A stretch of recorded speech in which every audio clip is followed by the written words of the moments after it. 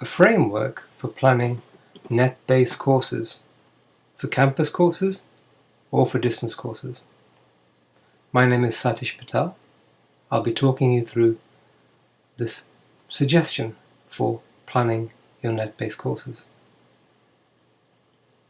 For the most part, when you're planning a course, a lot of your planning depends upon your views about learning and teaching.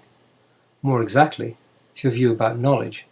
Is knowledge transmitted from the tutor to the learner, or do you feel it as being constructed as a result of learner activity? My viewpoint is that learning takes place through the active behaviour of the learner. And so what is done is learned, not what the tutor does. With this regard, I don't think a student writes an essay badly, intentionally, but maybe the student doesn't know how to write a certain type of essay because the student isn't acquainted with the format of the method. Similarly, for the most part, tutors at universities, they don't teach a course badly, intentionally, but maybe they don't know how to construct a certain type of course, and perhaps they're unacquainted with the format and the method used, especially when teaching net-based. One of the things which I talk with tutors about when I'm coaching them with ICT tools is looking at different dimensions of time and space. That is, for the most part, university teaching takes place in this area here, same time and same place. Can we use different time-space dimensions, same time, different place? This, for example, is like a telephone call, or a different time, same place, like a notice board, or perhaps a wiki that you might look at. And also different time, different place. This is an area which modern ICT environments allow us to be able to utilize. So when I have staff consultations, then we can talk about using different kinds of tools. You know, a wiki or a blog or a forum, sure. But if we're using different tools, then why? What is the aim? What is the tutor's aim? So the format that I suggest is using a table which looks a bit like this. It's planning your course in relation to constraints and in relation to the syllabus. And here I'll be referring back to this in a while, but it's looking at learning objectives, how these learning objectives can be measured, how students can practice these, how tutors can present them, and what ICT tools might be needed. You see, for the most part, as an ICT coach, I'm in this kind of situation.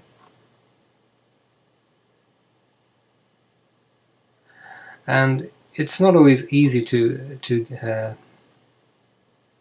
persuade tutors to use different kinds of tools for ICT environments.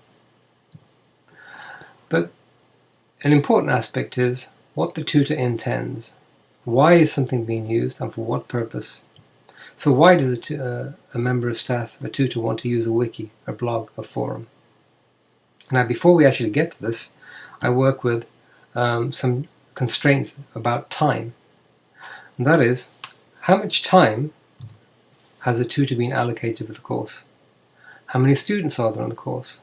How long will it take to make exams, mark exams? What about tutorials and seminars? And so some kind of time allotment is made in this column here. This is written in pencil, so it can be erased, can be changed. And other things to take into account are, has the course been taught before? Are the other tutors on the course also acquainted with the learning management system, for example? So which blend of ICT tools to use? Well, that really depends on the nature of the course. It's a bit like preparing a meal. And in my position as an ICT coach, my job is to help tutors to use the appropriate tools for the appropriate task, for the appropriate intentions. It's a bit like changing a spark plug perhaps in a car. And if I don't have the proper tools, I might use pliers instead of the appropriate tool. And it's because the car runs unevenly, but it might be that it wasn't actually the spark plug that was a problem. Perhaps I'm using the wrong tool for the wrong situation, and invariably I can end up in this kind of situation. Incidentally, the original drawer of this diagram, I've tried to locate who it is, but I've not been able to do that. So, using a model of constructive alignment according to John Biggs, and operationalizing constructive alignment, how do we get students to learn what we want them to? How do we get a student's activity to match our teaching intentions? And how can we examine specific learning objectives? And how can we relate all these to the students? My suggestion is using a sheet like this. And you can also provide your students with this sheet, barring the final column about the ICT tools, which I would be suggesting for tutors to use. And when planning your course, you could use some of the verbs used in Bloom's taxonomy, or in the Bologna process recommendations about verbs to use. So for the specific course that you're using, not in vague terms, but in specific terms, what are the learning objectives? So what could you say about your course? By the end of this course, my students will be able to, for example, list certain terms, identify certain terms, to classify things or to distinguish between, to relate, to analyze, to hypothesize, to generalize. And if you could then, as a member of staff, fill in this horizontally. So the aim is to list and identify, for example, then how can you measure these particular aims? And if that's the case, then how can I help students to practice learning to meet these objectives? How will I present learning objectives to my students? Through a book or a lecturer or a website? Similarly, if your aim is by the end of this course my students will be able to analyze a text, or they'll be able to relate the concepts of the course to something else, then how will you be able to measure that? And can you write that in here? How will you help your students to practice? What will they do in the course so that you prepare them to be able to reach these learning objectives which you will be measuring, and so on.